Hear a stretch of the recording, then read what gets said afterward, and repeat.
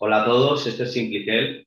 Hoy es un día especial, vamos a comenzar una nueva serie de vídeos. La he titulado Más allá de la salud y el objetivo es traer a personas que saben muchísimo más que yo y de las que todos vamos a aprender sobre el tema de la salud y simplemente hacerles entrevistas, mesas redondas, conversar con ellos y que nos cuenten todo lo que saben.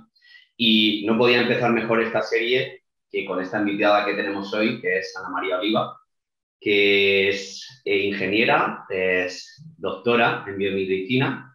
Y bueno, vamos a dejar ahora que ella se presente un poco mejor, que nos cuente a qué se dedica, su trayectoria, y ya después empezamos con las preguntas. Cuéntanos, Ana. Y por cierto, gracias por venir. Con mucho gusto, Quique, gracias por la invitación. Pues mira, por encima de todo un ser humano que camina, que tiene incertidumbres, que pasa sus momentos buenos y otros no tan buenos y que he intentado compartir porque me sale del alma, básicamente, ¿no? Porque, bueno, pues debo tener por ahí esta energía de hablar mucho hasta debajo del agua. Y tengo una mente muy curiosa, con lo cual siempre me ha gustado, pues, comprender. Y una de las mejores maneras de comprender, pues, es utilizando un método, ¿no? Siendo pues, rigurosos en la manera en la que hacemos las cosas, recogiendo datos, que no haya contradicciones y sacando resultados. Eso es a lo que llamamos el método científico. Bueno, podríamos matizar mucho sobre la ciencia hoy en día, ¿no? Pero teóricamente eso es. Entonces, pues bueno, a lo largo de mi vida he tenido esa suerte de tener muchas experiencias extraordinarias que me han dado pues otra manera de ver, ¿no? Que de alguna manera me han permitido darme cuenta que esto es mucho más de lo que vemos y que tenemos muchas posibilidades entre las manos. Como seres humanos tenemos muchísimas posibilidades. Vale, pues justo eso que has comentado, pues va un poco la primera pregunta por ahí. Es que en tu libro, que por cierto lo recomiendo a todo el mundo, ¿vale? Lo que dice Toulouse, lo que Toulouse dice. En tu libro hablas que vivimos en una sociedad, digamos, demasiado mecanicista, que la ciencia es demasiado materialista. Entonces te quería preguntar, ¿qué opinas de la medicina actual, la occidental, la que nos vende en los medios de comunicación? ¿Qué opinas de lo que llaman pseudociencia y de incluso ahora que está muy de moda de esos verificadores que parece que están en posesión de la verdad y que, bueno, pues que ellos deciden un poco qué es ciencia, qué no, y que parece que ahora la palabra ciencia es como la nueva religión? ¿Qué opinas de todo eso? Claro, fíjate qué interesante, porque al final lo que nosotros queremos siempre es obtener conocimiento, ¿no? Lo que queremos es comprender la ciencia, de hecho la física, la palabra física, el origen viene de ahí, de querer comprender la naturaleza de las cosas.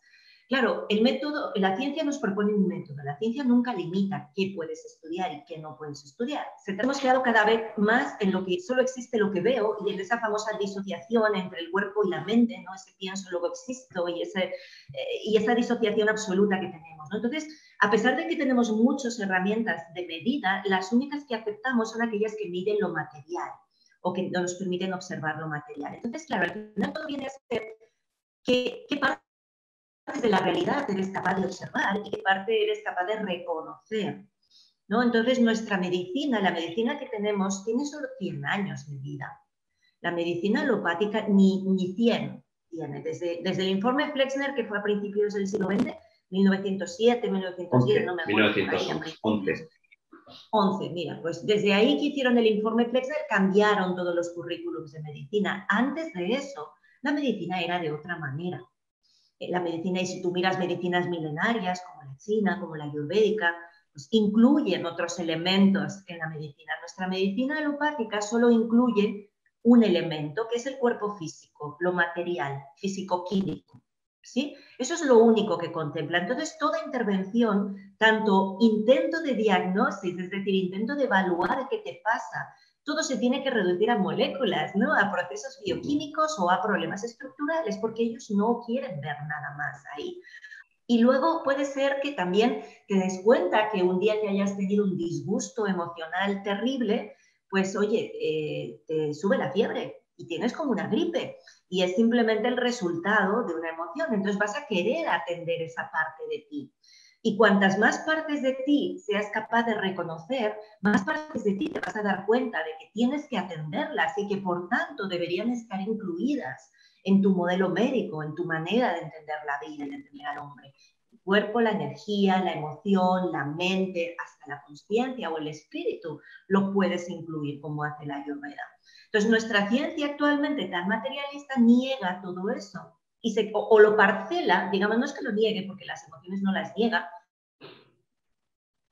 pero las parcela, las separa, como si fuéramos capas de cebolla, ¿no? Y te quitan una que te parece que no tiene nada que ver con la otra.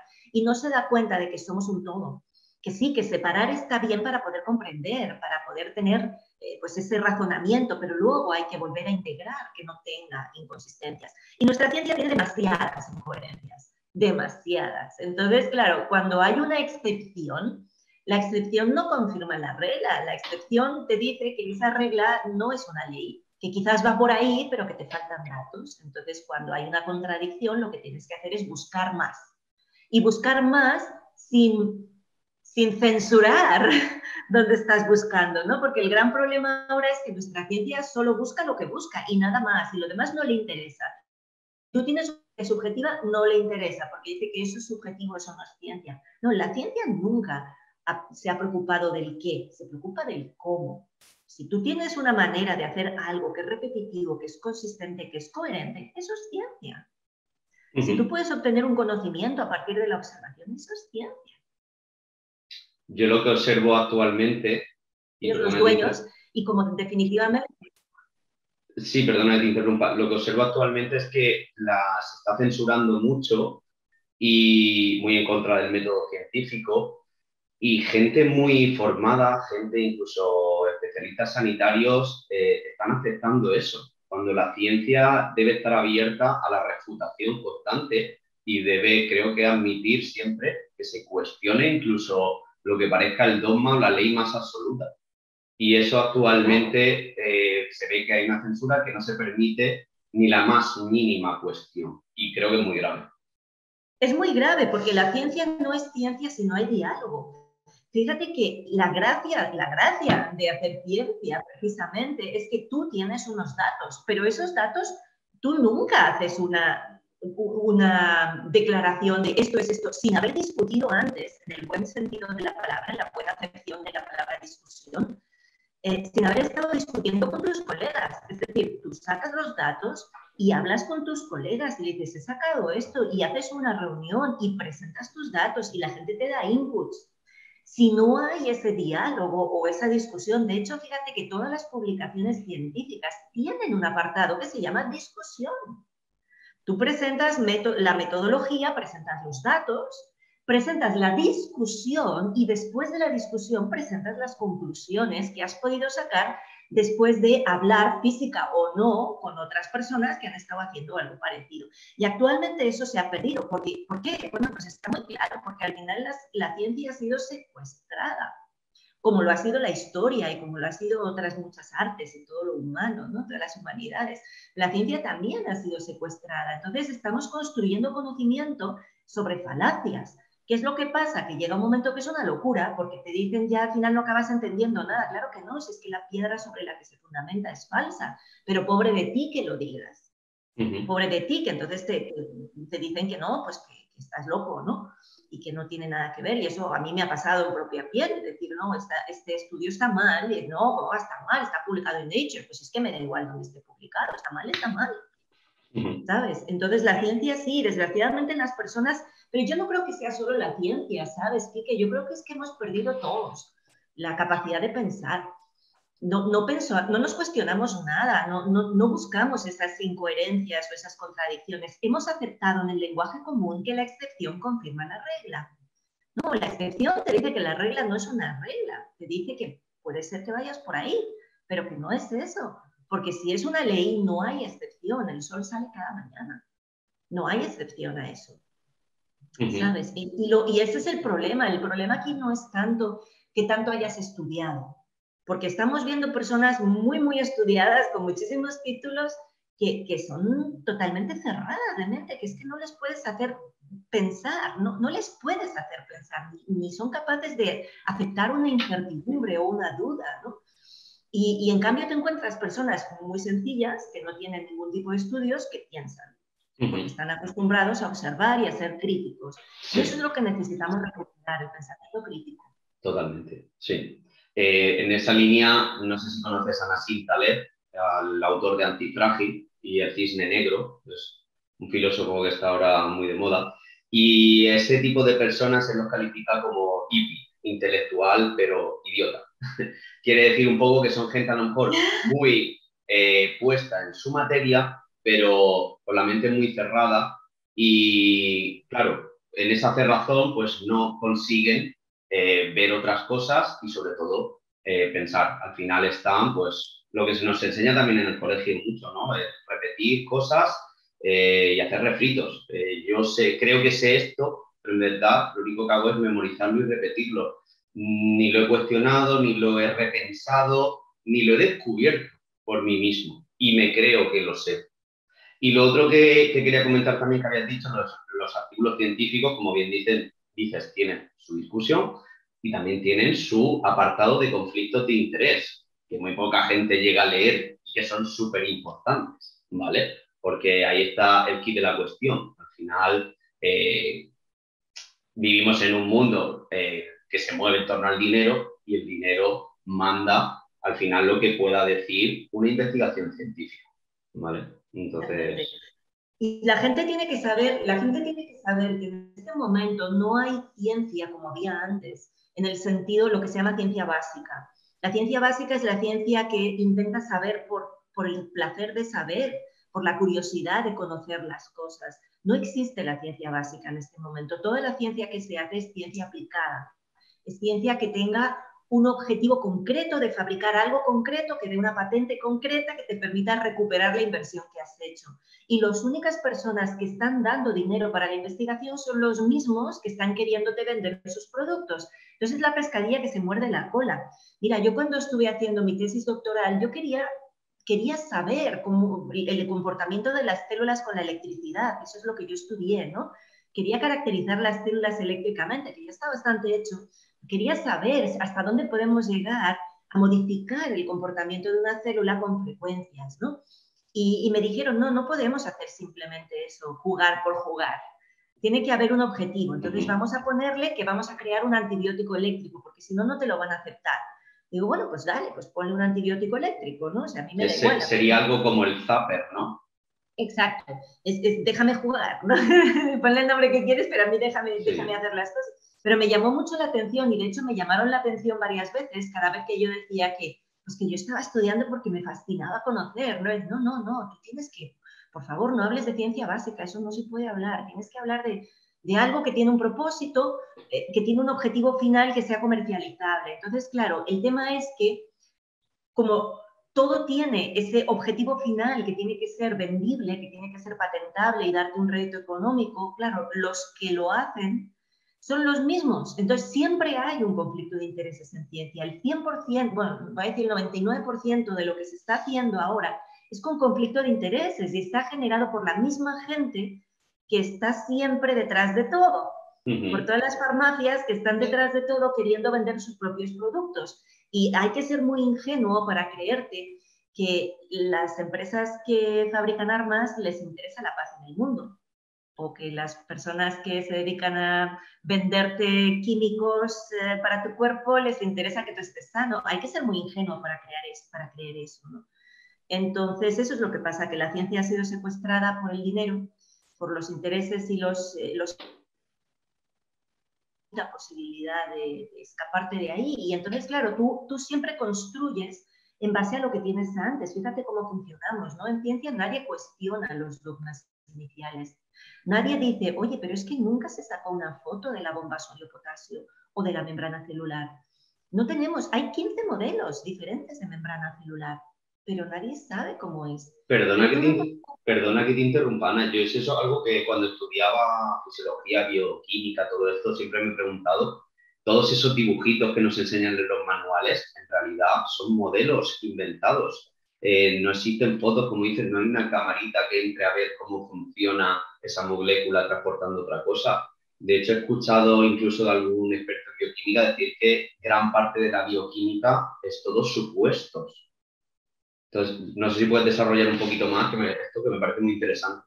Sí, o sea, fíjate, te pongo un ejemplo muy sencillo. Un día descubren, hace más de 100 años ya, que el corazón, que consideran que es una bomba, pero estaría por ver si es una bomba o no, tiene una señal eléctrica. Y entonces no solo se dan cuenta que el corazón tiene una señal eléctrica, sino que además esa señal eléctrica tú la puedes pillar en el tobillo. Y eso es muy sorprendente, porque claro, tú tienes el corazón aquí y tu tobillo está ahí. ¿Cómo puede ser que la señal eléctrica esté en el tobillo? Entonces deciden que si es que tú puedes medir la señal eléctrica en el tobillo es porque tu cuerpo funciona como un conductor. Lo cual, pues sí, obviamente, sí, el cuerpo funciona como un conductor, por eso tú puedes medir la señal eléctrica en el tobillo. Pero de ahí, de hace 110 años, que dijeron, el cuerpo funciona como un volumen conductor homogéneo, es decir, como un globito lleno de agua salada, a partir de ahí nadie ha hecho nada más al respecto. Simplemente se ha mejorado el algoritmo para ver la señal cardíaca y se ha descubierto que cuando la onda se invierte es porque el corazón se ha infartado. Se ha descubierto toda una serie de cosas, pero nadie ha hecho el esfuerzo de decir, no, bueno, pero es que, a ver, todo esto se basa en que somos una bolsa de agua, un globito de agua saladita, pero vamos a ver, porque hay más que simplemente un conductor homogéneo. Pues no, nadie ha hecho más que eso.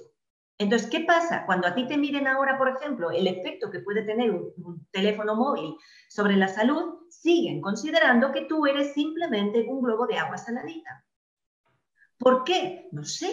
Porque vamos, es de sentido común intentar investigar más cuando tienes los medios, pero no, porque la investigación va hacia otro lugar, ¿sabes? Y como eso, mil cosas. La bomba sodio-potasio en la que se basa todo el funcionamiento de la célula. Ese es un dogma intocable. Bueno, es una pura falacia intelectual, que además ni siquiera es necesaria para poder explicar lo que pasa si entiendes realmente un poquito más o de una manera distinta a lo que es una célula. Pero siguen diciéndonos que la bomba sodio-potasio, que entran y salen 2 y 3 y se intercambian y gracias a eso hay un potencial transmembrana. No, el potencial transmembrana no tiene nada que ver con la bomba sodio-potasio, tiene que ver con la estructura del agua. ¿Sabes? Y como eso, mil cosas. Entonces, el problema es ese, que llega un momento que construimos una ciencia que está basada, que los fundamentos ya no solo son pies de barro, es que son de gelatina, vamos, que es que se cae por todas partes. Y entonces llega un momento que tienes que complicar tanto la teoría que entonces tienes a alguien como Richard Feynman, que a mí me encantan muchas de las cosas que él dice, que de pronto te dice, mira, esto no lo vas a entender, no lo van a entender mis alumnos tampoco porque no lo entiendo ni yo. Y dices, pues entonces, ¿para qué estás explicando nada? Si no lo has entendido, no lo expliques, espérate hasta tener algo que tenga sentido, ¿no? Pero es que como todo se basa en cosas que son erróneas, pues entonces cada vez tienes que construir la mentira más gorda, hasta que llega un momento que es que ya Que no no se tiene ni pies sostiene. ni cabeza. No se sostiene, exacto. Y por Claro. suerte ahora estamos un poco en ese punto en el que ya no se sostiene. Ya no se sostienen más tantas mentiras de asintomáticos y de vectores de transmisión de cosas. Y de, ¿qué me estás contando? O sea, esto es la falacia continua y la contradicción continua, ¿no? Eh, Voy a intentar seguir el guión, ¿vale? Aunque a veces me cuesta porque sacan cosas muy interesantes. Pero antes de pasar a los microbios y todo eso, te quería preguntar un poco, porque creo que tu especialidad es la bioenergética, ¿no? Y de hecho tienes un libro que se llama Quinto Elemento de la Salud, creo, que ahora nos contarás un poco cuál es ese quinto elemento. Pero quiero también que nos comentes un poco sobre el GDV, ¿vale? Que, bueno, yo cuando lo vi, lo explico para la audiencia, me recordó cuando yo era pequeño, no sé si tú lo has visto, yo veía una serie que era Dragon Ball, Son Goku, que era de lucha y ellos cuando se enfadaban, pues o cogían energía, les salía como el aura, ¿vale? Y yo recuerdo que de pequeño yo le pregunté a mi padre si eso era posible en la realidad de medirse. Y él me dijo que sí. Y leyendo tu libro me acordé de eso. Porque, bueno, ahora tú lo vas a explicar mejor, pero el GDV básicamente es un aparato que consigue medir un poco nuestra bioenergética y hacerla visible en un ordenador. Entonces, cuéntanos un poco eso. Sí, o sea, nosotros no solo somos bioquímica, entonces hay tecnologías que nos permiten ver, de alguna manera, ver en el sentido científico, pues medir o calcular o lo que sea, tomar mediciones de otras partes de ti. Entonces, hay una tecnología que antiguamente era GDB, ahora se le llama BioWell, pero es la misma tecnología, solo cambia la marca comercial, que te permite obtener mediciones de tu campo eléctrico, de tu electricidad, de tu campo electromagnético, vamos a decir. Sí, al estilo Son Goku. Yo tenía algún compañero de la carrera que se escapaba de clases para ir a ver Dragon Ball. Tenía que ser una serie muy, yo nunca la vi, pero debía ser muy, que te enganchaba mucho, porque te digo, dejaban de ir a la uni para ver Dragon Ball. Y, entonces, esta máquina lo que te permite es estimular de alguna manera tu campo eléctrico para que le puedas sacar la foto, ¿sí? Y te saca los datos y además los presenta de una forma pues, que puedes ver muchas cosas desde diferentes visiones, ¿no? Desde diferentes entendimientos del ser humano, lo cual está bueno. Entonces, lo que tenemos que darnos cuenta es que nosotros no somos solo bioquímica. Esto, además, cualquier persona esto lo ha experimentado. Tú has experimentado lo que te decía antes, ¿no? De un día salir a bailar y, oye, estar, bueno, hacer spinning, yo qué sé, lo que sea que a ti que te haga sentir bien y darte cuenta que no solo son endorfinas que estás segregando, sí, todo tiene una contraparte física al final, ¿no? O bioquímica, pero hay algo más allá que tú lo sientes y que lo notas y que te hace sentirte bien o mal, que te sientes fuerte, que te sientes débil, que parece que estás al lado de alguien y que te roba la energía, ¿no? Eso todo lo hemos sentido, ir a casa de alguien y de pronto salir agotado de ahí, ¿no? Entonces, hay una parte de nosotros que no vemos, pero que se puede medir con tecnologías, que es la energía. Y a mí lo que me fascina de esa visión energética es que me permite tomar conciencia de que yo no termino donde termina mi piel, porque el campo electromagnético en realidad no termina, se puede medir por fuera de las personas.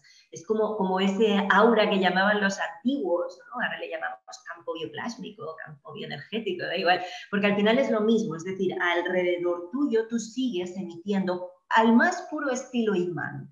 Tú tienes un imán y el imán está ahí, pero alrededor del imán sigue habiendo un efecto, sigue habiendo lo que llamamos un campo, una región del espacio que se ve afectada porque tú estás ahí. Cuanto más ordenado estés, pues más fuerte y más ordenado estará toda la información que tienes ahí. Entonces, para mí la belleza es darme cuenta de que yo no termino donde termina mi piel, sino que no termino, porque eso me permite entender mejor cómo las cosas me afectan, cómo yo afecto a las cosas, y me devuelve esa responsabilidad que me permite asumir el poder sobre mi propia vida, ¿no? Piensa que la física nos habla de 3 elementos que conforman la realidad y además hay una jerarquía. Yo sé que actualmente eso de las jerarquías no está muy de moda, ¿no? Todo el mundo quiere que que todo sea igual, pero hay una jerarquía, es decir, la información, los 3 niveles son la información, la energía y la materia. La información son los códigos que dirigen la energía y la energía es la que al final organiza la materia, como lo ves cuando hay un imán y pones limaduras de hierro. Es la energía la que organiza y le da forma a esa materia. ¿Con qué? Con los códigos que recibe de la información. Entonces, claro, si ya entiendes eso, y eso es pura física, no es nada esotérico ni pseudocientífico, eso es pura física. Si tú entiendes eso, entiendes que como mínimo hay un nivel de información en tu cuerpo y un nivel de energía en tu cuerpo, además del nivel de la materia. Y seguramente te interese, si es jerárquico, si realmente eso es así, te va a interesar ser capaz de modificar la energía bastante, porque eso es lo que va a configurar tu cuerpo físico. Y vas a entender que simplemente con el físico no tenemos bastante, necesitamos cambiar lo que está causando que eso se desorganice. Entonces, todas las visiones que van a un nivel jerárquico superior nos permiten ver cosas que no vemos. Si estamos aquí en el plano no lo vemos, desde arriba lo vemos un poquito mejor y además lo podemos de alguna manera prever. Es decir, podemos ver que está desorganizado antes de que realmente empieces a tener los síntomas asociados a la desorganización, con lo cual esa sí es verdadera medicina preventiva. Por eso a los médicos chinos que trabajan sobre el flujo de la energía solo les pagaban si te mantenían sanos. Sí. Y si te enfermabas no recibían nada porque habían fallado. Esa es la verdadera medicina. Sí, de hecho en tu libro lo explicas, que comentas eso, que la energía... Ay, se me ha ido ahora, perdona, se me ha ido lo que iba a decir. Sí, que tienes esa jerarquía, ¿no? Que te está hablando. de por dónde están yendo las cosas, si estás yendo en el camino correcto, correcto entendido como que va a favor de la vida, Sí, o te estás yendo por un camino que te va a generar dificultades porque estás yendo en contra de la vida. correcto, y ya me ha venido. Me refería a cuando explicas energías sutiles. Dices que energía sutil no es nada esotérico, ni nada de, bueno, místico, ni nada. Energía sutil es aquello que se escapa a los medios de medición que tenemos actualmente, pero que no por ello no quiere decir que no exista. Y esa Claro. definición me encantó cuando la leí. Qué bien. Sí, es así. O sea, tenemos que saber que a pesar de que estemos aquí en el siglo XXI, la era cuántica, y que nos Mm, llenen la cabeza con tantas cosas, bueno, hay muchas cosas que todavía no sabemos y que no podemos medir. Algunas porque no se les ha puesto interés, otras porque pues no sabemos, no sé, o no se quiere que lo sepamos, ¿no? Pero ujú. la palabra sutil muchas veces en el lenguaje ya no normal lo utilizamos como algo muy sutil, es como muy delicado, ¿no? Como Sí, algo que casi no te das cuenta, muy, muy así etérico, etéreo casi, ¿no? Pero no, sutil significa eso, que es que no puedo medirlo porque no tengo con qué. Pero no claro. significa que sea débil, simplemente es que se escapa del rango de medición de lo que yo tengo. Ujú. En la energía solo podemos medir la componente electromagnética. Es decir, fíjate lo que pasa en tus ojos, ¿no? Para aterrizarlo un poco más. De todo el espectro de la luz, de las radiaciones electromagnéticas, nuestros ojos humanos solo ven muy poquito, muy poquito. Del rojo al violeta, nada. Un perro ve más y una abeja todavía ve más. Pues no sabemos qué tanto vean, pero sé que el ultravioleta las abejas sí lo ven porque se guían muchas veces por ello. Entonces, nosotros solo vemos eso. Le podríamos llamar al ultravioleta una luz sutil perfectamente. ¿Por qué? Porque no la veo. O al infrarrojo lo podríamos perfectamente llamar una luz sutil. Esa Ujú. sería la verdadera acepción de la palabra energía sutil. Significa, mis ojos solo ven esto, lo que se escapa de ahí le llamamos sutil, porque no lo Ujú. veo. Sí, ese ejemplo también es muy bueno porque muchos animales sabemos que tienen, por ejemplo, las ballenas tienen una especie de sonar y otros animales tienen otros medios de entender el entorno que nosotros no tenemos. Y podríamos decir que esos animales viven en otra realidad, en otra matrix, por así decirlo. Pero Total. nos cuesta entenderlo, pensamos que el mundo es simplemente como nosotros lo vemos. Entonces, al final, eso, la ciencia está antropocentrada, ¿no? Como se suele decir, es antropocéntrica. Totalmente. Y fíjate que es que ni siquiera estoy segura de que tú y yo veamos los colores iguales. Hmm. Yo esta discusión la tuve con una de mis hermanas cuando éramos pequeñas, porque ella siempre decía que ese color era verde. Y yo decía que no, que es azul. Pues era un turquesa. ¿Es azul o es verde? Pues no sé. Es azul y verde a la vez, ¿no? Sí. Porque no hay una piel que te separe el azul del verde. Entonces, Sí, sí, también sí. ese matiz es subjetivo. Entre rojos y naranjas a veces es Hmm. totalmente subjetivo qué color, ¿no? Entonces, fíjate lo curioso del caso. Yo cuando la gente se empecina tanto en que la realidad es lo que vemos, ¿no? Dices, pero si de lo que hay, fíjate, de lo que hemos dicho, ¿no? De todos los órdenes de magnitud que hay, 21 órdenes de magnitud de luz, vemos medio.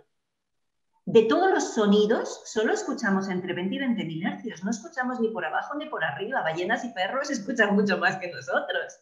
De todas las posibilidades de biomoléculas que hay por ahí, el olfato humano es el peor de todos los animales. Es el menos evolucionado de todo.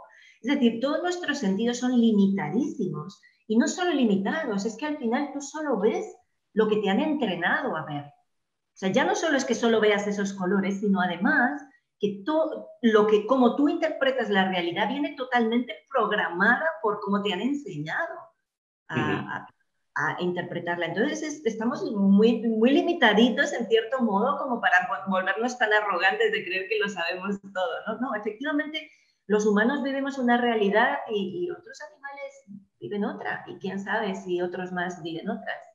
Sí. Porque, Pues mira, en relación a esto y a lo que no se puede ver, vamos a dar el salto a algo que tampoco se puede ver, pero no sé por qué parece que todo el mundo lo tiene como más seguro, ¿no? Y es el mundo de los microorganismos, que tú lo has estudiado en profundidad y he escuchado que cuando estabas haciendo el doctorado tenías una visión y cambiaste radicalmente por algún motivo. ¿Podrías explicar tu visión de los bichitos, de los patógenos, los microorganismos? claro, claro, fíjate, cuando yo hice el doctorado yo ya estaba en esa visión energética de la vida, ¿no? Y ya me fascinaba mucho pues, el ver las posibilidades de las terapias a través de la electricidad y de ver de cómo podíamos mejorar ciertas cosas, el potencial transmembrana y todas esas cosas. Y entonces dije, pues como yo quería saber más sobre la electricidad y las células, dije, voy a investigar por ahí. Tuve la suerte que me dieron una beca para hacer el doctorado y le dije a mi jefe, pues quiero hacer eso. Y fue cuando me dijo, no, pues hagamos algo que sea patentable, ¿no? Digo, bueno, pues vamos a ver qué pasa con el zapper, el famoso zapper de la Hulda Clark. Basado en Rife, pero bueno, pues la versión que yo tenía, lo que había escuchado en ese momento era Hulda Clark y su zapper. Y entonces me pongo a estudiar y empiezo la tesis en un laboratorio. Mi tesis era híbrida porque, claro, yo estaba en el laboratorio de nanobioingeniería y ahí nanoingeniería, ¿no? También trabajando con lo bio, pero digamos que no era especialmente lo que yo estaba haciendo. Entonces estuve en colaboración entre mi laboratorio y el de microbiología. Y entonces el microbiólogo, que no era la primera colaboración que hacía con ingenieros, pero digamos que los biólogos están acostumbrados a la manera de pensar del biólogo y al conocimiento, ¿no? Entonces lo primero que hizo fue darme un libraco así enorme de microbiología, las bases de microbiología. Y yo, que soy un ratón de biblioteca, pues feliz de ver ese libraco con todos los dibujitos de biología que siempre me gustaron. Y entonces empiezo a leer, pero es que fue en la introducción que pone que el 90% de nuestras células son bacterias. Entonces ahí me quedé en shock. Me quedé en shock por una semana, porque de pronto algo en mi cerebro dijo, pero si el 90% de mí son ellas, ¿qué soy yo? ¿Quién soy yo? ¿A qué llamo yo? ¿A qué llamo ellas? ¿A qué quiero andar matando algo que es mi ecosistema? ¿Sabes? De pronto yo me vi como ahí en una imagen, mis ríos y los animalitos que vivían dentro, ¿sabes? Como un puro ecosistema.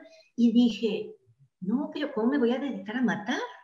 Si eso no es, el propósito de la vida no es matar, ¿no? Y entonces a partir de ahí fue que empecé a buscar toda la literatura que tuviera que ver con eso, con la parte de microbios que somos nosotros, ¿no? Hasta llegar a esa conclusión de que somos un puro ecosistema y que, pues, que no podemos estar interfiriendo de esa manera, que no podemos considerar enemigo a algo que soy yo, ¿sabes? Y luego, al cabo de los años, fue que ya con mi visión ahí bastante formada, entré en contacto con toda la información de Máximo Sandín.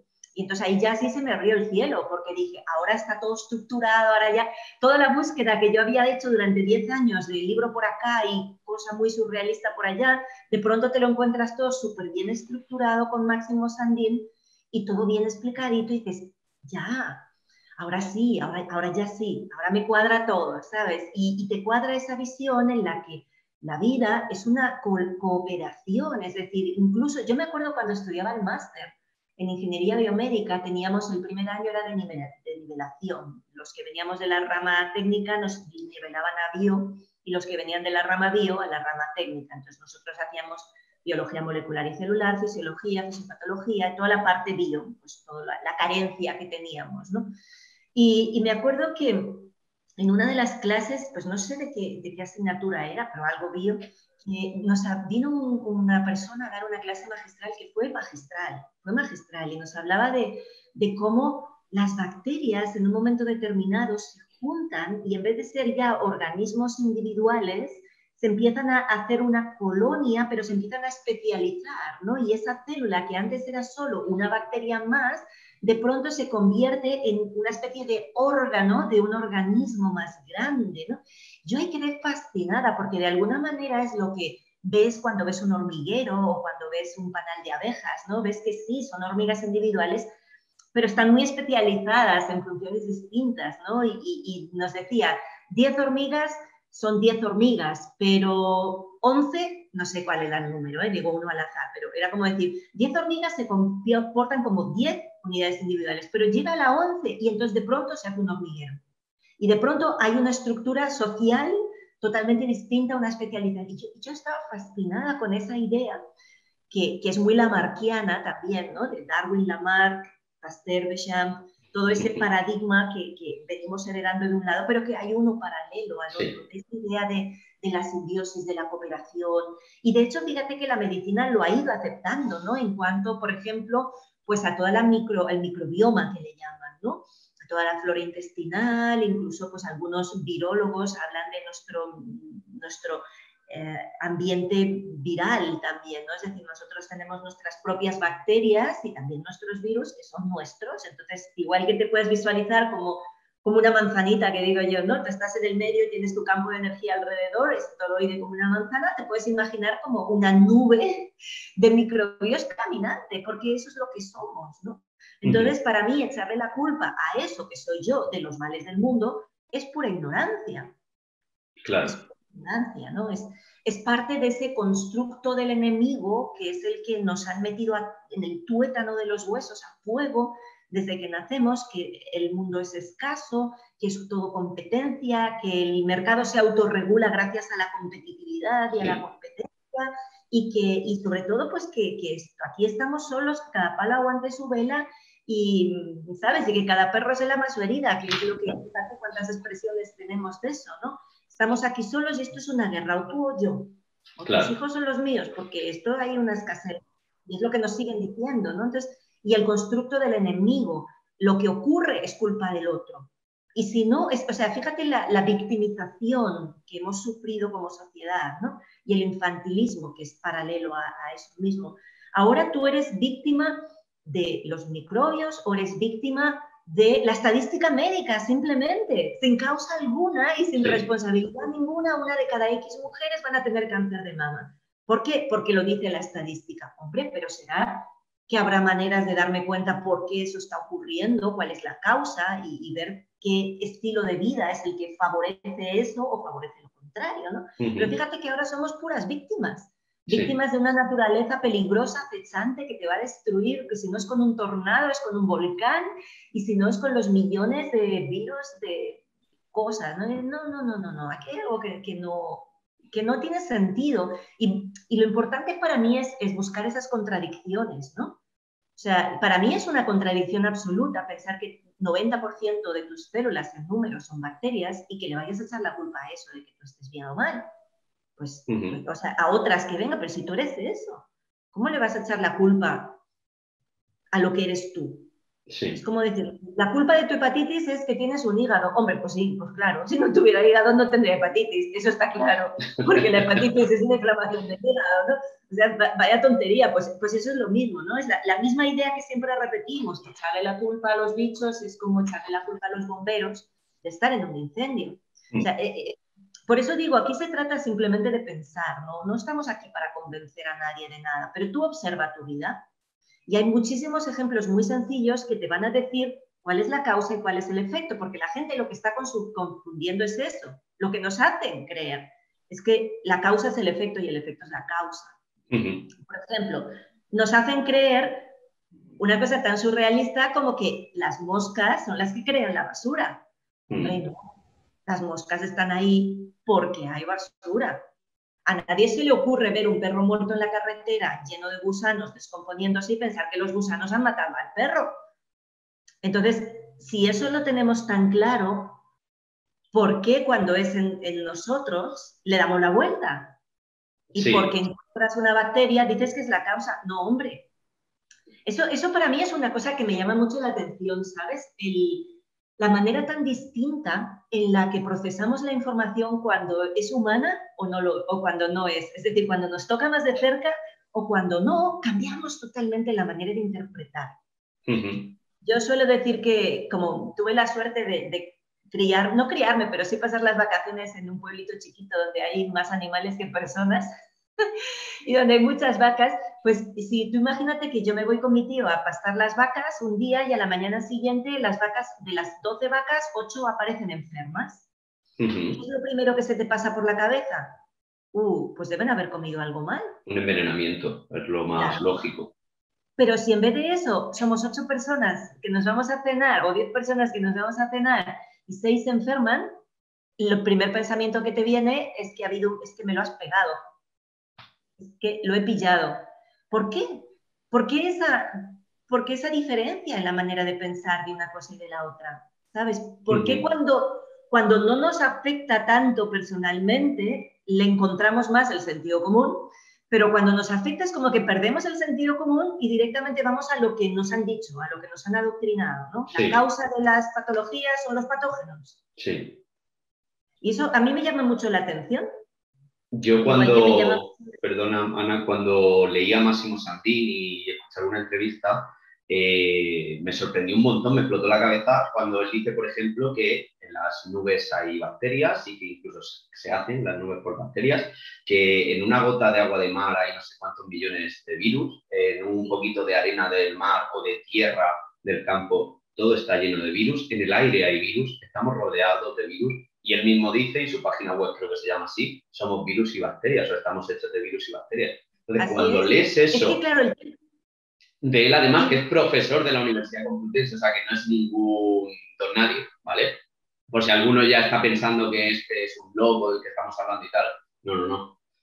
Cuando lees eso, te cambia la forma de pensar. Yo, por ejemplo, me dedico a la nutrición y lo de las bacterias lo asocié mucho con el ejemplo que tú has puesto del fuego y los bomberos a la trama del colesterol. El colesterol al final es una molécula necesaria, todas las células del cuerpo necesitan colesterol para esa membrana. Fíjate si es importante que una persona vegana que no coma colesterol porque no come alimentos animales, su hígado va a producir más colesterol de lo normal, ¿vale? Entonces se nos vende ahora que si tienes un colesterol alto, que alguien ha dicho que antes era 250, ahora 200 tal, en el futuro será 180, tienes que tomar estatinas o tienes que tomar ciertos fármacos para prevenir infartos, cuando además la propia ciencia suya reconoce que sí, la estatina te baja el colesterol, pero no previene el infarto, ¿vale? Y eso, no hay ningún estudio que reconozca que el infarto se previene. Sí, sí, el colesterol consigue bajarlo, en ese sentido funciona, perfecto, pero no salvan vidas, ¿vale? Entonces, cuando yo escuché lo de las bacterias, y decía, pero bueno, sí, puede ser que ocurra como el colesterol, ¿no? Que una persona esté enferma, pero que estén ahí, a lo mejor no quiere decir que sean la causa, a lo mejor es que están ahí por algo, ¿vale? Y nosotros por algún motivo, con nuestra cortedad de miras, le echamos la causa porque es lo primero que vemos al hacer cierto análisis, como hablamos antes, al hacer cierta medición, porque nos creemos que, porque vivimos en el año 2022 ya, lo sabemos todo y estamos en continuo aprendizaje. Entonces era solo eso. Igual que cuando comentabas lo de las vacas y el envenenamiento, me recuerda también al médico este de Londres, creo que era John Snow, el que descubrió un brote de cólera y vio que era porque había vertidos, no sé si las cervecerías, y al final lo que pasaba es que la gente estaba bebiendo agua envenenada. No era que se estaban contagiando en el contacto o al hablar o al estar unos con otros, era que todos bebían agua envenenada y por eso había un brote de cólera. Claro, sí, así es. O sea, a mí me encanta que saques el tema del colesterol porque es otra de las grandes mentiras, ¿no? Como tantas otras. Es la manera pues claro, es que según como lo digas, la gente piensa, tú ya estás ahí tan conspiranoica. No, pero es que es verdad, o sea, observa las cosas. Con el colesterol nos han engañado, nos han dicho que era peligroso y además han ido bajando los umbrales para que al final casi todo el mundo tiene problemas. ¿Para qué? Para darte una pastilla que, como tú bien dices, te causa más problemas que beneficios y además que es que el colesterol lo necesitas y que si tú no lo tienes, lo fabricas. Y por eso luego hay gente que te dice, no, pero es que yo soy vegana y todo orgánico y todo no sé qué, y tengo colesterol alto. Claro, porque es que es una molécula natural. Y si no la tienes si no la ingieres, la vas a tener que producir. Y eso es así de sencillo, ¿no? Pero claro, nos han explicado el mundo al revés. Eso es muy chocante, es muy chocante, pero es lo que es, ¿sabes? Sí, totalmente. Bueno, pues en la línea que comentabas, como este combate entre Lamarck y Darwin, yo te quería preguntar por otro muy histórico y famoso que fue entre Echam, Quintón también quizá, y Pasteur y Koch. Entonces, bueno, Pasteur es como el ídolo de la teoría infecciosa y es hoy en día está todavía más aún en boca de todos. Y quería que nos comentaras un poco en qué se basaban esos experimentos tan rudimentarios que él hacía y en los cuales se basa actualmente toda la literatura que tenemos sobre la situación actual que estamos viviendo. Pues eso es terrible, eso es terrible. Eso es otra de las grandes de las cosas que dices, pero ¿cómo es posible, no? ¿Cómo es posible que la gente haya hecho eso? Bueno, pues Pasteur era alumno de Béchamp. Béchamp en esa época en Francia, ahí hay que poner todo en su contexto geopolítico, porque desgraciadamente casi todas las decisiones son geopolíticas, no son sanitarias. Eso nos suena de algo, ¿no? Entonces, Béchamp estaba estudiando la fermentación de los vinos, porque en Francia pues el vino siempre ha tenido solera. Entonces estaba buscando de qué manera se fermentaban y descubrió que la unidad básica de la vida no es la célula, sino que es lo que ellos llamaban los microcimas. Esa es otra de las grandes mentiras de la biología. La unidad básica fundamental de la vida no es la célula, son las microcimas. ¿Qué son las microcimas? Bueno, pues él en su ciencia rudimentaria encontró una cierta composición, luego ya viene toda una línea que es la de los pleomorfismos de Nassens y Enderlein, que fueron estudiando cómo todo eso, como de esas partículas chiquititas, chiquititas que recuerdan al orgón de Wilhelm Reich, si es que no son lo mismo, se van generando toda la vida. Pero resulta que Pasteur en ese momento, bueno, Francia necesitaba un héroe, ¿no? Necesitaba, después de la caída de Napoleón, necesitaba alguien que volviera a poner a Francia en el lugar que correspondía, ¿no? Entonces, este Pasteur lo que hacía era que tomaba los experimentos de Béchamp, les daba la vuelta y lo publicaba en su nombre. Y de eso hay registro, de cómo modificábalos y lo publicaba en su nombre. Pero ya lo más gordo fue cuando, claro, él intenta demostrar que las bacterias las estamos viendo porque ya tenemos microscopio y podemos ver bacterias, pero no podía demostrar que la enfermedad, o sea, no podía encontrar ninguna bacteria en determinadas enfermedades. Entonces, ¿qué dijo? Ah, pues igual que antes no veíamos las bacterias y ahora sabemos, porque hay un microscopio, las podemos ver, le podemos ya echar la culpa de las cosas, pues vamos a inventarnos de que hay algo más pequeño que no vemos con el microscopio, pero que es la causa de la enfermedad. Entonces dijo, y para demostrarlo lo que voy a hacer es coger a un perro que está enfermo, sacarle el cerebro. Claro, lo que él hizo literalmente fue sacar el cerebro de un perro supuestamente enfermo, pues al menos muerto, eso seguro, triturarlo y inyectarle un tercio del volumen de ese cerebro a otro, directamente en el cerebro de otro perro que estaba sano. Teóricamente el perro enfermo tenía la rabia, teóricamente. El perro sano, cuando le inyectas papilla en volumen de un tercio de tu propio cerebro, en su propio cerebro, el otro perro empezó a convulsionar y se murió. Y esa es la demostración de que la rabia es lo que le hizo morir al perro y que hay un virus que lo causa y yo te doy la vacuna, que no consiguió nunca. Ese señor mató a tanta gente, no tiene nombre, o sea, ese señor mató a tanta gente. Hizo los experimentos más crueles con niños, con perros y con todo, pero con niños también, y lo escribió todo. Y sus diarios quedaron cerrados durante unos cuantos años, hasta que al final creo que era su sobrino, que no le debía importar nada, y lo vendió por dinero, y entonces publicaron. Y esos diarios de Pasteur, que si, mira, ¿lo tienes por ahí tú?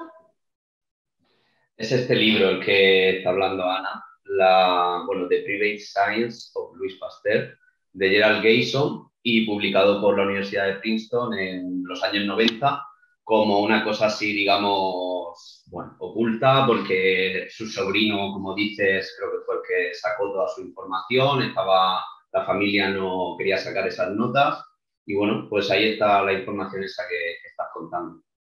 Y eso es terrible, y eso la gente lo tiene que saber. O sea, la gente tiene que saber que Darwin salió como ganador entre Darwin y Lamarck, salió ganador Darwin, a pesar de que Darwin no era científico, era cura, era pastor Sí, protestante, sí, sí. era cura, y lo único que hacía era estudiar los animales de granja.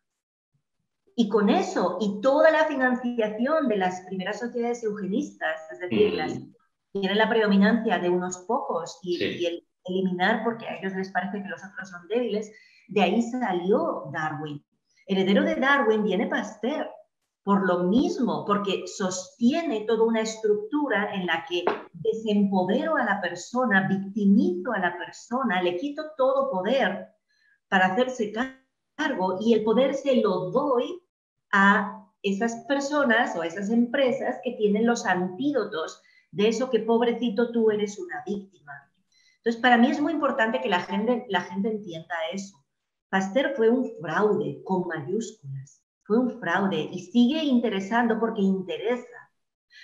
cuando en las primeras facultades de medicina, después de Pasteur, prohibieron hacer los experimentos con bacterias como se estaban haciendo hasta la vez. Los prohibieron. ¿Por qué? Porque no, pues esto es muy peligroso.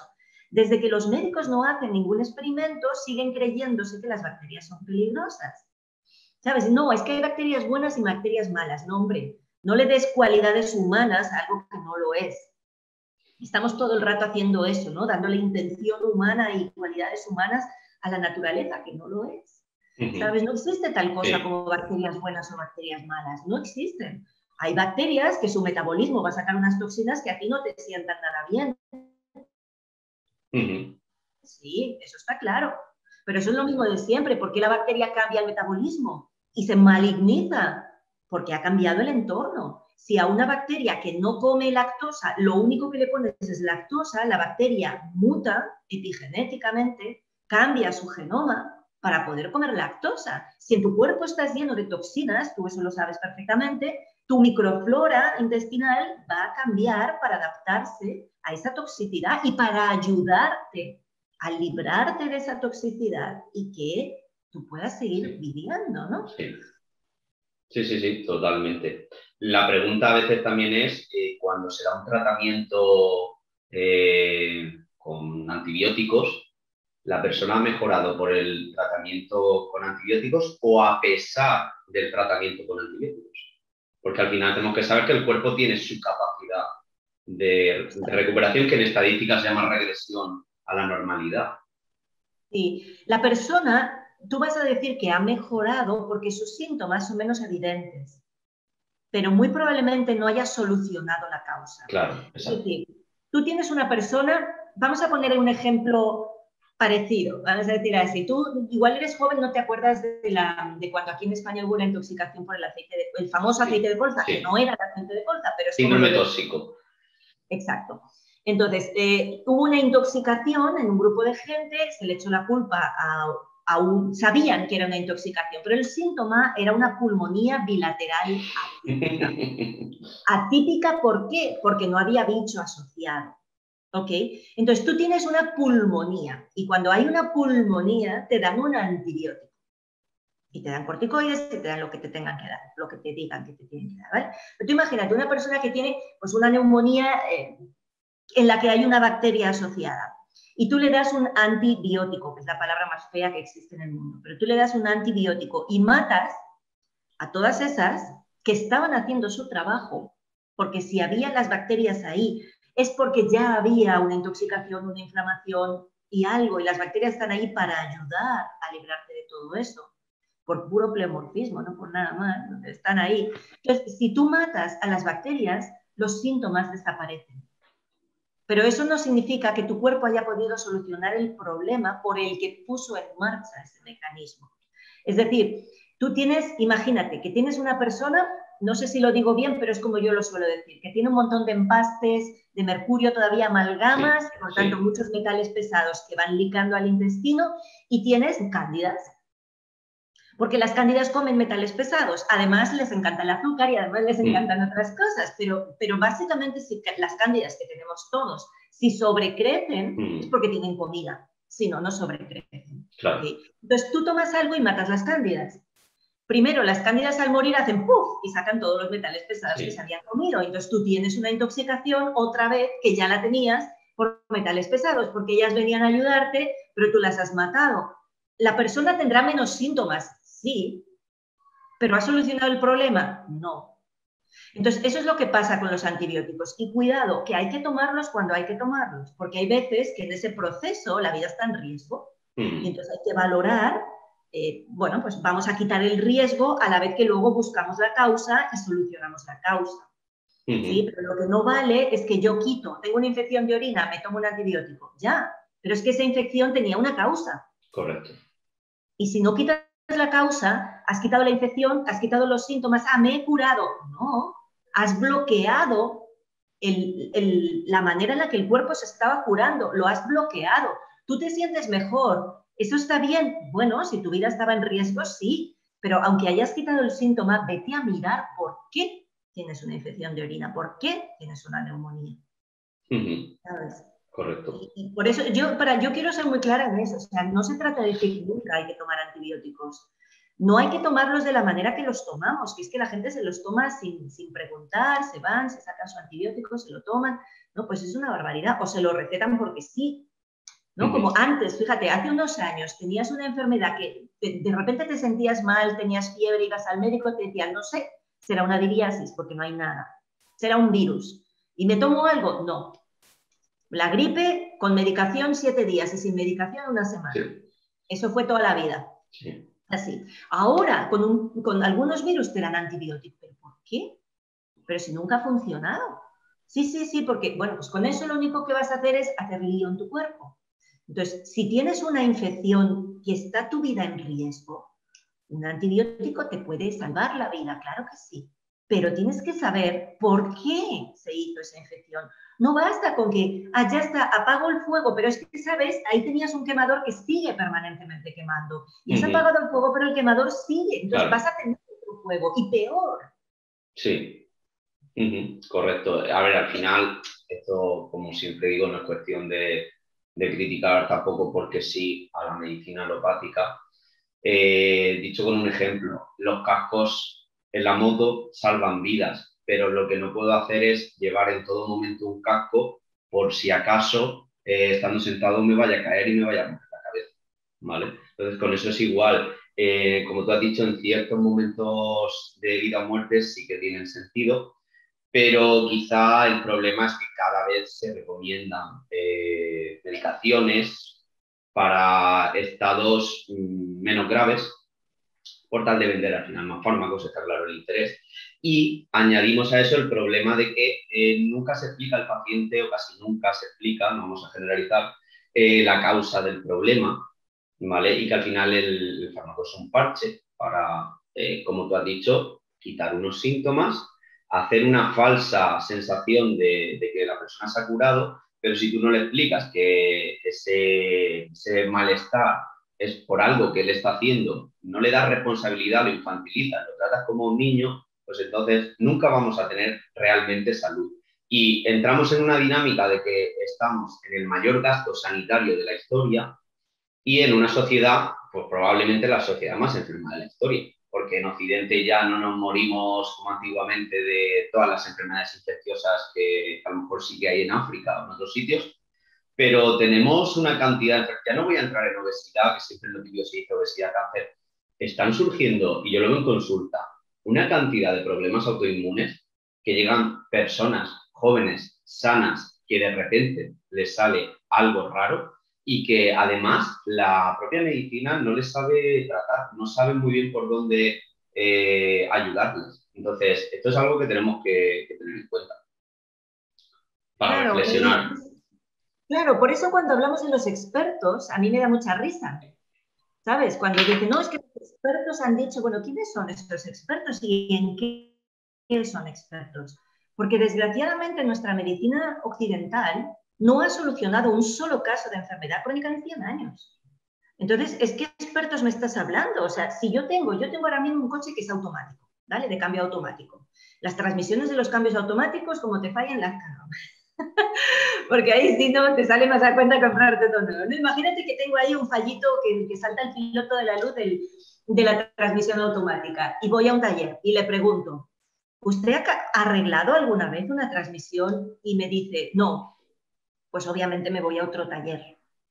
Claro, ¿Sí? Y claro. entonces le preguntaré, ¿y usted ha arreglado? Y si me dice que sí, le dejo el coche. Y si me dice que no, no le dejo mi coche. Pero nosotros vamos al médico porque tienes lupus. Y tú le preguntas al médico, ¿usted ha curado algún caso de lupus? Y te dice, no, porque es incurable. Eso es. Te dice, no, no es que sea incurable, es que usted no lo sabe curar. Entonces, si usted nunca ha curado un caso de lupus, ¿por qué dice que es un experto en lupus?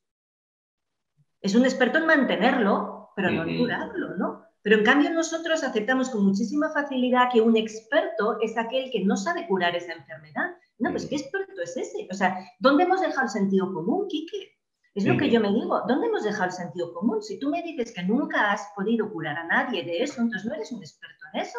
Bueno, sí, eres un experto en mantenerlo, Pero pero es no. que el poder de la autoridad hace mucho y ¿Qué el autoridad? poder de la bata blanca hace mucho. Pues sí, pues no. Es un hechizo colectivo.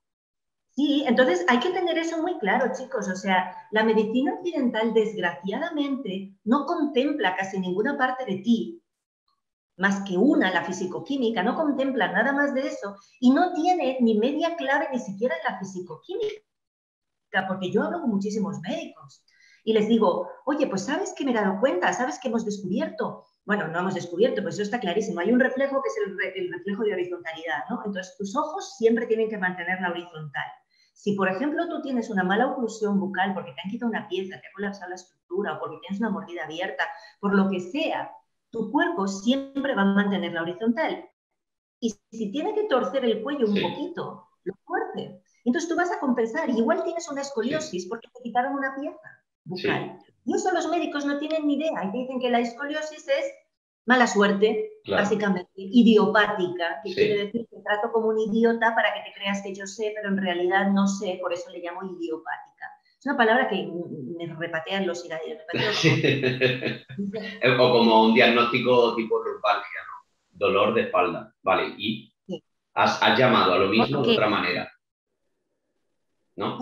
¿Y ahora qué sí, hacemos? entonces para mí es muy importante eso, que la gente se dé cuenta que un experto es aquel que sabe conseguir que tu cuerpo resuelva esa situación.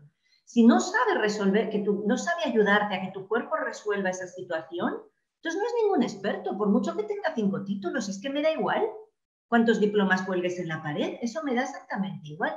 Y desgraciadamente, si tú no tienes una mirada abierta a lo que es el hombre, y ni siquiera, fíjate que es que en medicina tú estudias anatomía, pero no te hablan de la estructura como hablan los osteópatas. No tienen el conocimiento de cómo funciona la estructura como la tienen los osteópatas. Es más, hasta te dicen que el cráneo está soldado. No, no está soldado. El cráneo tiene un movimiento, tiene una respiración primaria, que es el flujo del líquido cefalorraquídeo. Y si eso se queda estancado, tienes un problemón. Tienes un problemón. Entonces, ni siquiera las descripciones las tenemos claras y ni siquiera está la interrelación. Para la mayoría de los dentistas, los dientes son casi que una cosa que está ahí, hay que recolocarla en su sitio. No, pero un diente es un fusible de tu cuerpo. Conectado a un circuito, un diente te está hablando de cómo está el resto de tu cuerpo. Ujú. Y fíjate cuántas veces después de cosas emocionales fuertes, de pronto se te rompe una muela o te salen 40 caries. Mm. ¿Sabes? Entonces, Sí, no tenemos ni idea, los que se llaman expertos, realmente a mí me da mucho coraje, porque es que el conocimiento que tienen es limitadísimo y encima niegan la mayor parte de ti. Y encima se permiten el lujo de decir que, eso es psicosomático, como si no supieran que todo es psicosomático. ¿Qué es la mar? Todo empieza por ahí, todo empieza por cómo tu cerebro decodifica la realidad, la interpreta y a partir de ahí segrega los químicos. ujú. Entonces es como, esto es el mundo al revés. Es el mundo al revés. Ya, pero porque al final, no sé si era Copérnico o Galileo el que decía que girábamos en torno al Sol, la Tierra gira en torno al dinero. Entonces, claro, tenemos una industria farmacéutica que es una industria que cotiza en bolsa, que además creo que es la industria que tiene los márgenes de beneficio más amplios. Hay medicamentos que le sacan un 10.000%, eso es una barbaridad. Por ejemplo, en Mercadona creo que le saca un 0,5% de rendimiento, o sea, comparar 0,5 a 1000% porque tienen las patentes, porque al final lo que hacen es aislar una molécula que hay en la naturaleza, sintetizarla artificialmente, patente, es mío el producto por cierto tiempo y entonces empiezo a sacar beneficio. Pero ahí no queda la cosa, ¿cómo saco todavía más beneficio? Haciéndole creer a una serie de profesionales que esto es fundamental para dárselo a sus pacientes. Entonces, al final, te das cuenta que encima gastan más dinero en marketing y en pagar multas que en el desarrollo, que en el I+D. Entonces, claro, ¿qué evidencia queréis? ¿Qué necesidad hay de leer artículos? Si no hace falta ser médico para entender eso, con esas 3 o 4 cosas que he dicho, ya es mínimo para sospechar y de no fiarte tanto de, oye, tómate esto, tómate lo otro. Yo tengo en consulta personas que pueden tomar al día 10 fármacos, más incluso, y muchas veces están igual. Pasan los años, les preguntan, oye, ¿pero cuánto llevas tomando esto? Una serie de años. Y vas igual, mejor, peor, pues igual o peor. Entonces dices, pero ¿no te estás dando cuenta que es una forma de iatrogenia pasiva? ¿Qué quiere decir? Que estás quitando a la persona del camino de la verdadera salud. Le estás engañando. Como las mujeres que a lo mejor se piensan que por beber leche enriquecida con calcio, sentada en el sofá viendo Sálvame, van a fortalecer sus huesos. Es pura iatrogenia. Y la iatrogenia, que es, la traducción es daño médico, ¿vale? No daño intencionado, sino daño por intervención, por mala praxis. En Estados Unidos está considerada la tercera causa de muerte. Correcto. Entonces es algo que se debe reflexionar, que tenemos que pensarlo. Sí, tenemos que hacer, y este es el momento, yo creo, ¿no? Este es el momento de replantearnos quién soy, qué es la vida, qué soy yo, qué es la salud, qué es la enfermedad, en quién confío y qué hago, ¿no? Porque el tema es que somos como niños, o sea, estamos tan infantilizados en la sociedad, no asumimos ninguna responsabilidad, nos creemos todo lo que nos dicen. Creemos que el Papá Estado cuida de nosotros, le damos el poder a Papá Estado de decidir qué estudian mis hijos y qué contenidos meten en la escuela. Yo estoy aterrorizada de ver los contenidos que están metiendo en las escuelas últimamente. No, no, no, no, no, discúlpame, pero yo no quiero que mis hijos crezcan así. Y yo me acuerdo, fíjate, una vez que fui a un súper especialista, porque uno de mis hijos tiene intolerancia a la caseína, a la proteína de la leche. Y yo fui al médico, era chiquito, y le dije, mire, es que mi hijo tiene intolerancia a la caseína. Y me dice, ¿y usted cómo lo sabe? ¿Es usted médico? Le digo, no, soy su madre. Y me dice, ¿y cómo lo sabe? ¿Quién ha hecho ese diagnóstico? Y le digo, yo, porque le observo y le veo cómo le sienta cada vez que le doy algo que tiene caseína. Sea queso, sea yogur, sea lo que sea, yo sé, lo veo, le sienta mal. Y me dice, no, no, no, no, no, no, esto no se hace así. Usted le tiene que dar ahora durante una semana entera leche. Cada día fui a educar y le dije, muy bien, muchas gracias. Pero hubiera podido decirle, mire, usted se toma el vaso de leche y me deja en paz, porque yo sé perfectamente lo que le sienta bien o mal a mi hijo y no lo voy a someter a eso, porque Claro. sé que eso le hace mal. O sea, vaya tontería, o sea, ¿qué súper experto eres tú en qué? ¿En qué? En juzgar. En juzgar a las madres que observamos a nuestros hijos y que los conocemos mejor que nadie.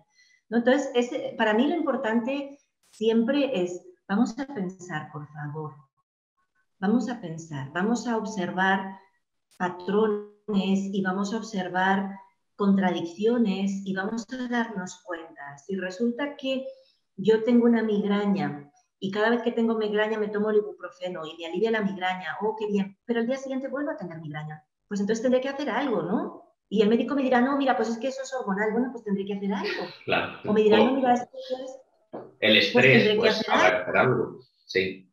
Es como un cajón desastre, eso es el estrés. Efectivamente, y no que te digan, claro, y sino que te digan, mira, te tomas este medicamento, pero como esto te va a afectar al estómago, tómate el omeprazol para protegerlo y como esto te va a dañar y no sé qué, vete a tomarlo. Bueno, espérate. Eso me parece a mí una vuelta ya demasiado complicada, ¿no? ¿Podemos hacerlo de una manera que no me dañes 4 cosas queriendo arreglar una? Podemos hacerlo, pero para eso, para mí el gran problema es que la gente no piensa, es que hemos dado nuestro poder. Entonces, no, aquí toca recuperarlo. O sea, si al final la que vive en este terruño soy yo, la que está todo el día escuchando lo que pasa por aquí soy yo, la que está sintiéndose bien o mal soy yo, pues empieza a asumir tu responsabilidad.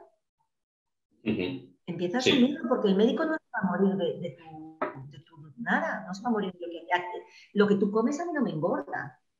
Entonces, aquí te Sí, pones tú un poco las pilas y empiezas a mirarlo tú por ti mismo, ¿no? correcto. Y Ana, pues llevamos una hora, vamos ya a ir acabando y vamos a entrar un poco ya en el tema candente, ¿no? A ver, no sé si ponemos 2 rombos. Vamos. ¿Qué opinas de Stefan Lanka, de su teoría? Que para el que no lo sepa es un virólogo mundialmente famoso alemán y él ha estudiado y parece ser que dice que los virus no existen. No quiere decir que no existan como tal, sino que no existen según la imagen que la ciencia les da. ¿Y qué opinas también de que la mayoría de virus, si no me equivoco, están patentados? ¿Qué quiere decir esto? Ya. Mira, Lanka es un gran científico. Además, fuerza interior, vamos a decirlo así, para verse enfrentado a todo el mundo, ¿no? A nivel de corte, a nivel de, o sea, de corte legal y a nivel de todo, ¿no? O sea, él se enfrentaba a todo el mundo y ha sido el único que realmente aisló un virus y que ha desmontado toda la teoría de la virología. A veces el lenguaje nos juega malas pasadas, ¿no? Porque cuando te dicen los virus no existen, entonces la gente entra en pánico, dice, no, este es un mentiroso, porque, bueno, lo que existe, ¿no? O sea, ahí es donde tenemos que distinguir qué significan las palabras, ¿no? Nosotros tenemos la visión de virus de Microsoft, porque Microsoft ha envenenado el lenguaje. De hecho, nuestro lenguaje está muy envenenado. Fíjate que nos hablan de gérmenes como si fuera algo negativo, cuando todo para nacer necesita germinar, ¿no? Entonces, fíjate cómo nos han secuestrado el lenguaje también, ¿no? Entonces, Lanka es un gran científico que estaba diciendo que los virus como patógenos no existen, pero sí existe una cadena genética que viene separadita, que se puede separar en un momento determinado y que puede viajar y hacer ciertas cosas. Eso es a lo que llamamos virus, a una secuencia de ADN o ARN, es decir, código genético, de alguna manera separado. Que si tenga una membrana y cómo es esa membrana, quién sabe otra vez, ¿no? Pero sí que está como, digámosle que tiene una cierta movilidad, que se puede ir a distintos sitios porque son parte del manual de instrucciones de la vida. Todo nuestro código genético viene de secuencias virales o bacterianas, ¿sí? Cuando una mujer se queda embarazada, lo que ocurre es que hay una secuencia viral que hace que se genere la placenta. Entonces tenemos que buscarle una palabra nueva a esos virus, quitándole la connotación patógena, que no la tiene, porque no están ni siquiera vivos, son parte del manual de instrucciones de la vida, son párrafos de ese manual de instrucciones. Entonces Lanka lo que ha demostrado fehacientemente es que la virología, tal y como se está practicando hoy en día, está mal hecha porque no están haciendo controles. Él lo ha demostrado perfectamente. ¿Qué significa un control? Significa que si, por ejemplo, yo quiero saber que este agua está envenenada y va a hacer un efecto negativo, pues yo pongo unas lentejitas germinando aquí, unas lentejitas germinando allá, exactamente en las mismas condiciones, pero a unas las riego con el agua normal y a la otra con el agua que quiero estudiar y comparo las dos. Una me hace de control y la otra es el experimento y comparo qué está pasando en las dos. En virología no se hacen controles. Si hicieran controles, verían que pasa lo mismo en el control que en el supuesto virus, o sea, en el supuesto tejido con virus. Y eso es lo que él ha dicho. Por eso ha dicho los virus no existen. No existen como los comprendemos, con esa vertiente patógena. Eso es verdad. Eso es lo mismo que dice Máximo Sandin, es lo mismo que dice Kaufman, es lo mismo que dice todos los demás. Es decir, los virus han sido mal interpretados. Los virus son secuencias que producen efectos cuando se cumplen ciertas condiciones, pero siempre, lo que decía también Bruce Lipton, no es el gen, es la epigenética, es el entorno. Lo que decía Béchamp, no es el patógeno, no es el gen, es el terreno. es el entorno. Entonces, siempre es lo mismo. Los virus existen, sí, existen cadenas de ADN, de ARN. Fíjate que en terapia se llaman exosomas. Sí. Se les llaman exosomas y la terapia de exosomas, como la de células madre, es carísima. ¿Y qué son? Partículas de ARN envueltas en su cápsida que te la meten en el cuerpo o te la ponen sobre la piel y te rejuvenece. ¿Por qué? Porque llevan instrucciones de células madre de reparación. Claro. Esos son, lo mismo que llamamos exosomas en terapia, es exactamente la misma naturaleza, el mismo objeto que llamamos virus y le echamos la culpa de. Fíjate qué dicotomía tenemos ahí, ¿no? Sería ahora, perdón, al inicio has dicho las capas, la parte informativa, ¿no? Sería como un programa informático con esa secuencia que al final tiene un objetivo de comunicación biológica. Exacto. De hecho, es parecido a los virus de Microsoft, solo que los virus de Microsoft, todos ellos han sido para destruir tu sistema. Ahora, si tú tuvieras algo que pudieras llamar virus, que te hace más potente tu sistema o te lo readapta para lo que tú necesitas, sería un virus también. Desgraciadamente, los que han sacado del señor Bill Gatos, pues solo han sido para molestar. Por eso ha sido una programación muy buena también llamarle virus a esos programitas que ellos mismos crearon para molestarnos, es una muy buena programación. Ahora, ¿qué es lo que pasa? Que en laboratorios se pueden crear estos virus. Claro que sí, hasta se pueden imprimir. ¿Sabes? Se pueden crear porque al final son moléculas que tú puedes combinar, son como piezas de Lego. Entonces tú las puedes crear y combinar. Entonces, ¿hay virus que tienen secuencias que están patentadas? Sí. ¿Sí? ¿Por qué? Pues porque la gente en laboratorio se ha dedicado a hacerlos. ¿Con qué objetivo? Pues no lo sé. Yo me quedo con la duda aquí que si realmente ellos no han entendido qué son los virus y se creen que con eso pueden enfermarte, Sí. ojo que viene el coco. Yo lo veo mucho como que los de arriba de todos sí lo saben, pero los intermedios, pues es una manera, si tú sabes que existe un virus en laboratorio con ganancia de función, que están haciendo una tal y cual, y te lo sueltan, oye, eso es que viene el coco, que viene el coco, es la mejor manera de asustarte. Ahora, también sé que cuando tienes una secuencia sintética, como son estos, ¿no? Virus que llaman quimeras o medios sintéticos, o que sacan secuencias de la naturaleza, pero los mezclan entre ellos, Sí. que eso no puede estar circulando por ningún sitio porque no tiene entidad y nadie lo lee. Nadie, o sea, yo leo humano y la gallina lee gallino. Claro. Pero yo no leo gallino ni leo murciélago, ¿sabes? Yo no sé leer ese idioma, ¿no? Entonces, eso no va a estar circulando por ahí. Ahora, si a ti te meten una secuencia sintética por vena... O de otra manera, o por el aire, por aerosoles, por ejemplo. Por aerosoles yo tengo como mis dudas en cuanto a lo biológico, ¿sabes? No tengo ninguna duda en cuanto a lo tóxico. No tengo ninguna duda. Pero en cuanto a lo biológico tengo más dudas porque realmente necesitarías mucha cantidad, tendría que pasar todos los filtros que tenemos en el cuerpo, todas las protecciones que son muchas. Que el virus es muy frágil, ¿no? Es la luz del sol, el oxígeno, cualquier cosa lo destruye, ¿no? Sí. Y luego que es que además eso, o sea, si tú no lo lees, o sea, si no eres de esa misma especie, no lo vas a leer. Si no cumples las condiciones, aunque lo leas, no te va a hacer nada. Ahora, si te lo meten, la única dificultad que le veo ahí es cuando te meten un virus sintético en el cuerpo metido por inyección.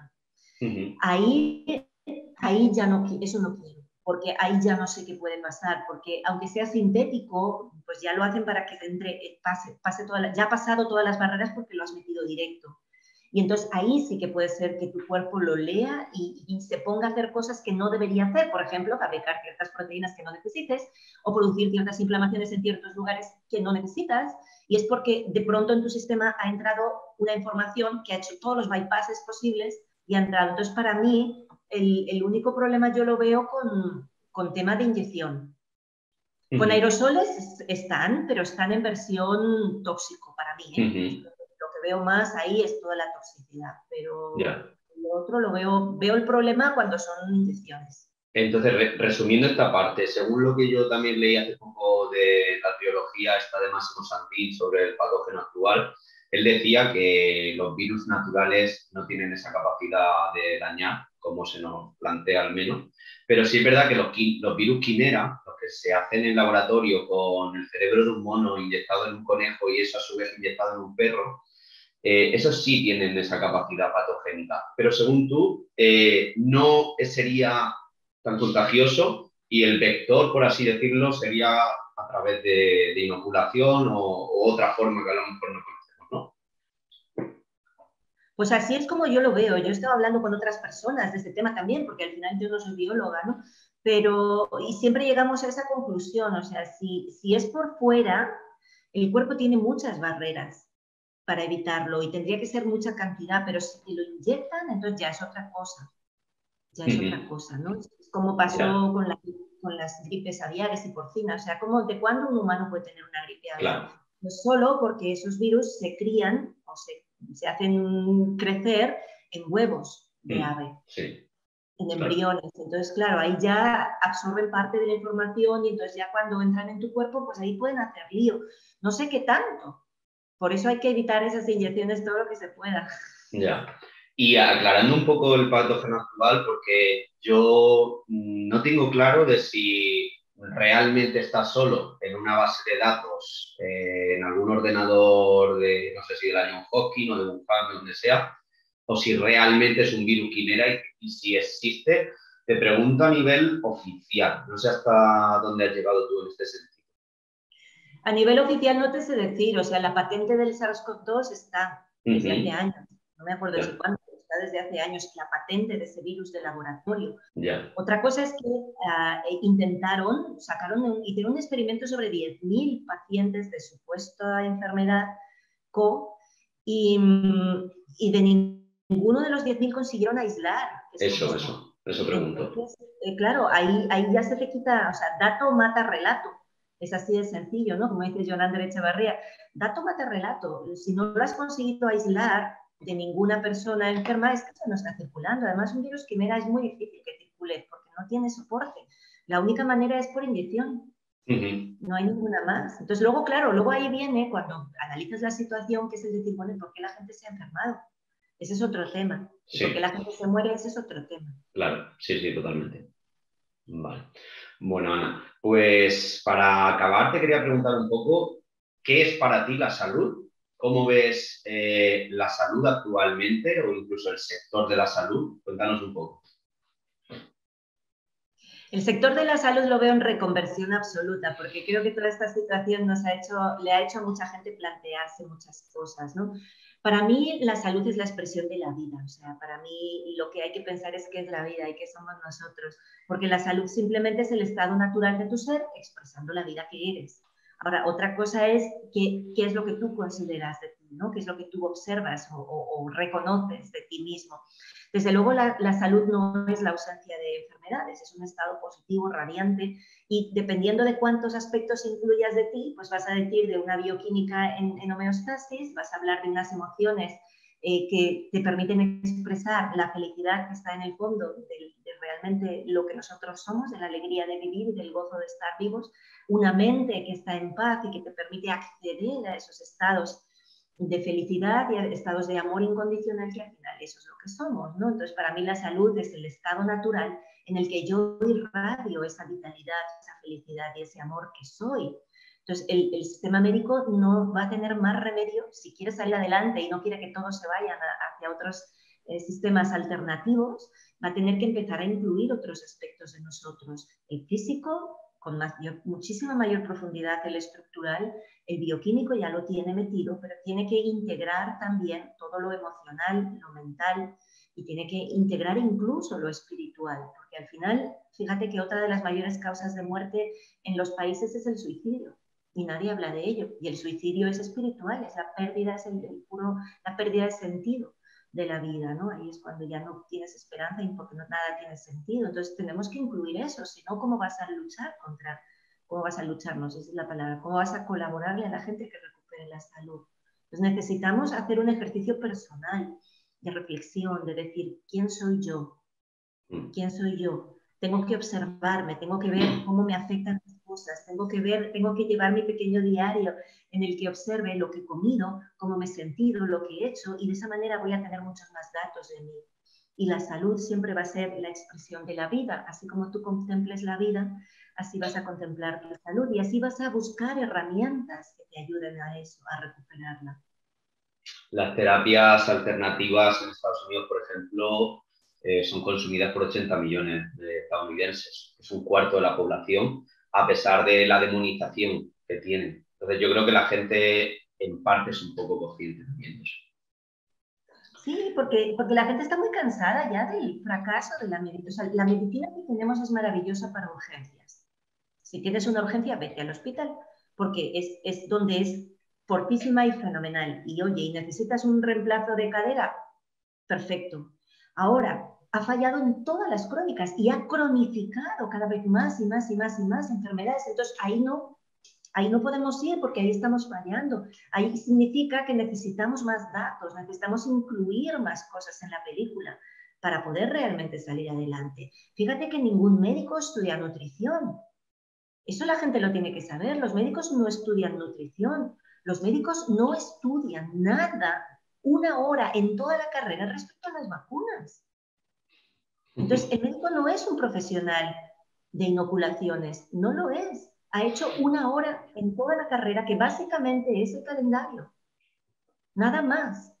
Entonces, fíjate a quiénes estamos llamando expertos. Entonces, no, esto es un llamamiento a la responsabilidad y al poder personal. Es decir, responsabilizarnos nosotros, porque eso es lo que nos va a dar el poder. Voy a empezar a observar qué como, qué hago, cuánto me muevo, mi estancamiento.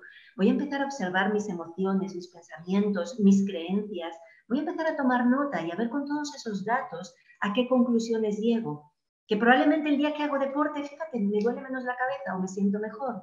Hay una correlación entre el deporte y el estado de ánimo divino, que el día que no abuso de ciertas comidas, también duermo más ligero.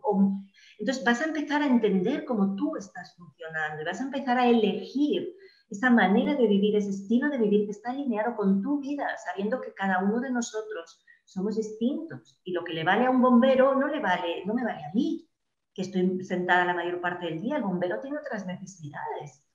¿Sí? Entonces, para mí lo importante es eso, tomemos nota cada uno de nosotros de esos aspectos de mí para intentar encontrar los patrones que me acerquen a mi propia verdad. Bueno, pues ya para acabar te quería preguntar si nos podías recomendar algún libro o libros y también personas que te hayan inspirado, que te hayan hecho cambiar la mentalidad. Puede ser de lo que hemos hablado, puede ser incluso fuera de esta temática. A mí los vídeos de Máximo Sandín me gustan mucho porque son muy entendibles. Yo tengo la suerte que leo y escucho en inglés igual que si escuchara en español, no tengo problemas de idioma, entonces eso puede limitarle a algunas personas, porque hay un libro que a mí me fascinó que se llama El cuerpo eléctrico, The Body Electric, de Bob Becker, pero solo está disponible en inglés hasta donde sé. Ese libro a mí me voló la cabeza porque te habla de toda esa parte eléctrica del cuerpo y de los experimentos que se hicieron y cómo nuestra ciencia está también muy secuestrada, muy comprada. Yo le recomiendo a la gente que vayan al canal de Magna Ciencia de Artur Sala, porque él tiene un conocimiento espectacular. A veces es un poquito denso, pero es brillante en la manera que vas a entender cómo la ciencia fue secuestrada. Y en general, casi todos los libros, si no todos, digo casi porque no los he visto todos, los que publica Editorial Kawak, que es la editorial que publicó mi tercer libro, el de 9 almas, casi todos los libros que yo he visto que publican son extraordinarios. Desde la iatrogenia medicina de la bestia, toda la saga de Artur Sala, el que sale ahora de sangre holográfica. Ahí hay mucha literatura. Los de Máximo Sandín también están en Kawak. Entonces, la editorial Kawak es una buena referencia para todos los buscadores, porque ahí está todo en español. Perfecto. Pues nada, ya solo nos queda despedirnos. Antes de eso, me gustaría que contaras un poco tus redes sociales, tu web, tus cursos, para el que quiera saber más sobre ti. Pues mira, tengo un canal en Telegram que lo pueden buscar por mi nombre. Normalmente, ¿sabes? Yo abrevio y digo amo, porque además me gusta que mi nombre tenga esa abreviatura de amo, Ciencia Consciente. Tengo la página, si no les sale el enlace, desde la página web hay un pop-up que sale con el enlace al canal. La página web es anamariaoliva.es. Y sí, estamos haciendo cursos y van a haber muchas novedades de cara a septiembre, porque estamos montando la Universidad del Terreno. Y vamos a tener ahí artistas invitados realmente de darnos cuenta de que el terreno lo es todo, desde las estrellas hasta los virus, si los quieres llamar así, o los biones que son todavía mucho más chiquitos, ¿no? Entonces, ¿y en qué consiste la universidad esa que comentas? Pues es una plataforma de estudio, de momento digital, pero pues esperamos hacer también cosas que sean presenciales, en las que vamos a estar dándole la vuelta a toda la visión de lo que es el terreno desde todos los ángulos posibles. Te digo, desde la astrología, pasando por la agricultura, pasando por nuestro propio microbioma, pasando por la parte energética, pasando por el estudio de la sangre, entender la biología. Y entonces estamos ahí pues organizando diferentes cursos. Algunos ya están en marcha desde hace años, pero los vamos a ir integrando todos para tener un único espacio donde acceder a toda la información los que realmente quieran empezar a desaprender lo que hemos aprendido y aprender cosas nuevas. Pues suena muy bien. Bueno, Ana, pues muchas gracias por haber participado en este primer capítulo de la nueva sección. Y lo dicho, quien quiera encontrar a Ana, la puede seguir en sus redes sociales. Y nada, nos despedimos hasta el próximo vídeo. Un saludo a todos.